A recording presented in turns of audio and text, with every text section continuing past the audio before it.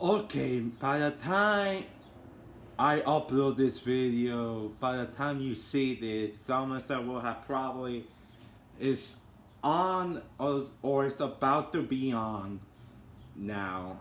And yeah, I wanted to still make this video while I can. And as I'm recording it like the day before SummerSlam, as as I promised in my Money in the Bank review, I think I wanted to talk about the main event of SummerSlam this year, which is Roman Reigns versus Brock Lesnar for last man standing match for the undisputed Universal title.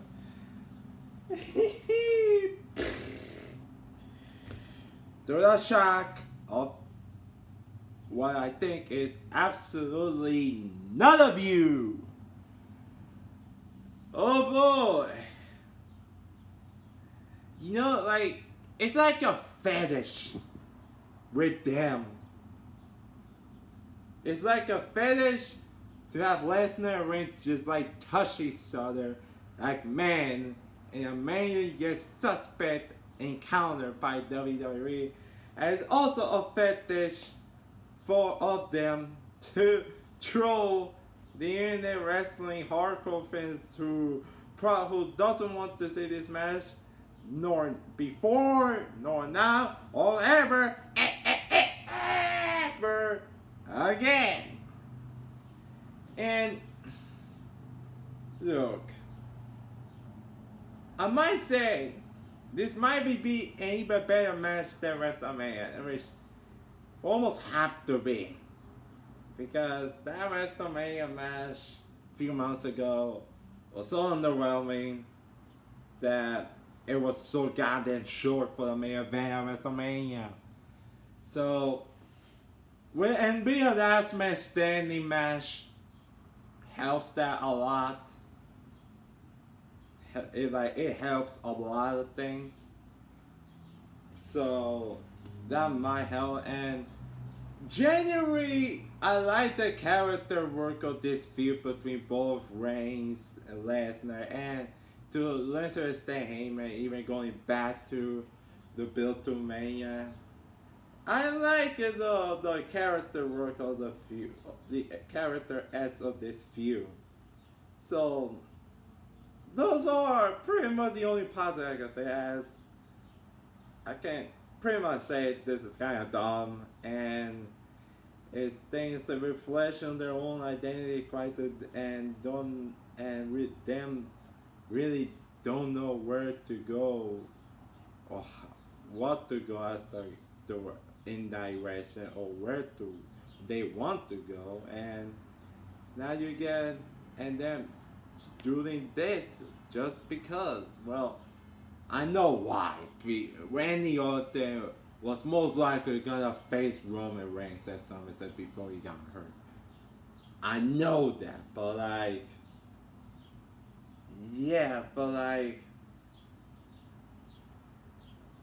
it's like, in many ways, this match is kind of a lose-lose situation when you really think about it. Like, let's look from, let's say, the Roman Reigns perspective. From the Roman Reigns perspective, he has been a champion for almost 707 days. He hasn't had a single defeat ever since December of 2019. And he has now held both world titles, which they gotta be shaking their heads like, what the fuck they were thinking giving both belts to Reigns, considering the fact he's barely even there now. Most of this feud is both Lesnar and Reigns both hyping out and not doing much to each other. I get why, because a bit mad they don't want to touch each other. But it's like, we always seen it too fucking many times. So, a little interaction could help things, but they chose better than not. And like, from a Roman Reigns perspective, he has been a champion for this long and has been pretty protected, almost pretty much at the expense of their own roster to do it. To have him get beat by Brock Lesnar, who potentially not gonna be there anymore, because if you know that Brock has left SmackDown the week, I think like last week, and then he came back, but there's speculation he might even be around for SummerSlam. So if Roman loses, why put the belt on a guy who may not even be there after SummerSlam? Like, what's the point? For Roman Reigns, like, you haven't read throughout much of this roster, throughout this nearly 2-year time, only to get beat by Brock. It's like pointless. Like, okay, so you're training another part-time champion. So you're training a part-time champion for another part-time champion. It's like, and then even for like Brock Lesnar's perspective, like, you had him get loose cleanly, by the way, at WrestleMania to Roman Reigns. And it's like, you haven't come back to do this match again, and for him to lose again to Roman at SummerSlam, that's like, why the fuck even bother with this in the first place? Why have Brock come back just to do that? To do all this in this summer? Like, and this goes to illustrate of them being WWE were in like panic mode, semi-panic mode, because they couldn't have Randy Orton challenge Roman Reigns for this show, and their failure to be able to create any sort of big stars, that they gotta have to continue reliance of the moments of the past to get the moments of the now, while not thinking so much of the future. And now you're left with this. And now you're gonna say, well, maybe have Austin Theory cash in, win the championship. It's like, I like Austin Theory, he's a heel, but it's like,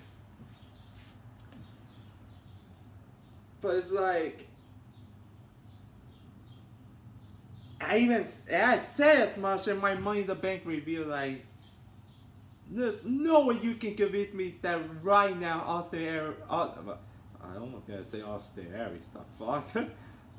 There's no way you can convince me that, like, again with the Austin Theory crap. There's no way you can convince me like now that Theory is ready for any sort of spot to be a world champion right now, because, and the way he's been kind of built leads me to tell you, like, he's kind of not like, could you honestly believe seeing Theory beating Roman Reigns, being the first guy that pins Roman Reigns in many years to win the title? And it's like,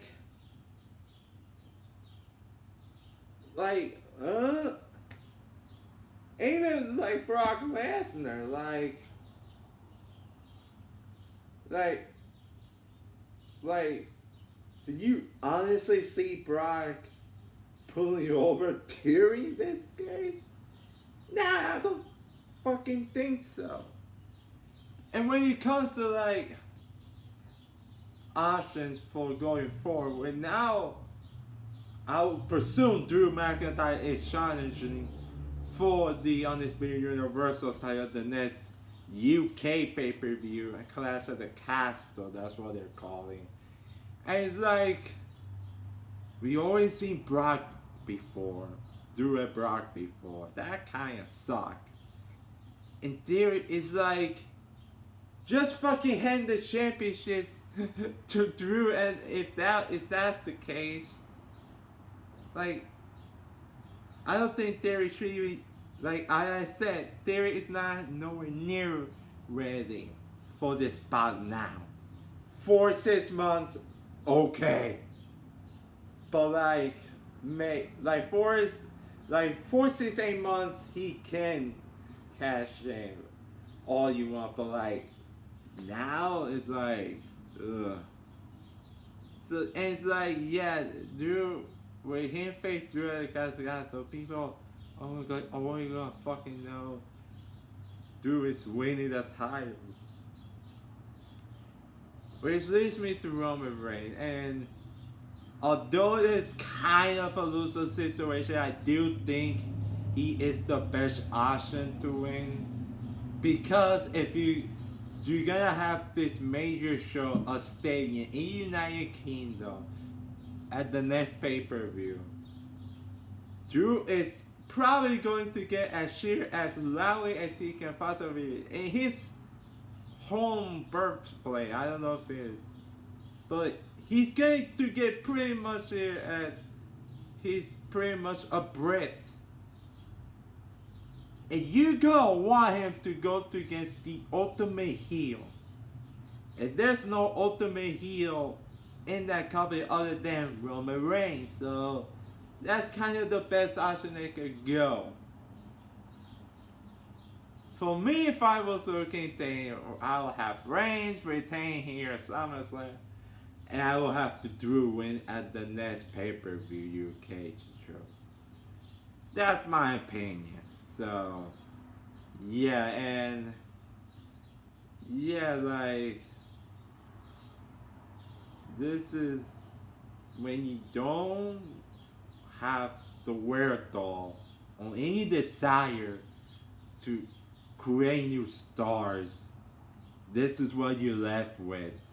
Brock Lesnar, Roman Reigns again at the second biggest show of the year. I hope it's a better match than what we got at WrestleMania. But from what I've seen in previous matches, I don't hold my breath over it, just for now. So yeah, I think that's my pretty much started this. I just wanted to get out before SummerSlam. So like, subscribe, tell me what you think about Roman versus Brock, last man standing for SummerSlam in the comment section below if you think it's going to be a great match. And as always, I'm Jason Manias, and I approve this message.